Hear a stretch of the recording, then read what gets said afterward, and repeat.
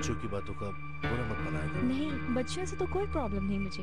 वक्त के साथ साथ सब नॉर्मल हो जाएगा, मुझे यकीन है। क्या अम्मी बाबा ने तुमसे कुछ कहा? नहीं जान, वो मेरे भी माँ बाप हैं, मेरे बड़े हैं वो। बुरा मान सकती हूँ क्या उनकी बात का? अच्छा, तो फिर किसकी वजह से परेशान है मेरी बीवी, बताओ? क्या बताऊं?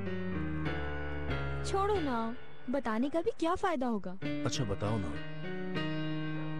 वो गनी यहाँ क्यों रह रहा है? इस घर में क्या काम है उसका?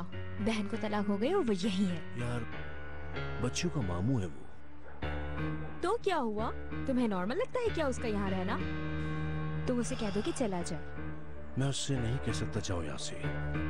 बाबा चाहते हैं कि वो यहाँ रहे, स्टडी कर रहा है। अच्छा चलो ठीक है, रहने दो, कोई बात नहीं।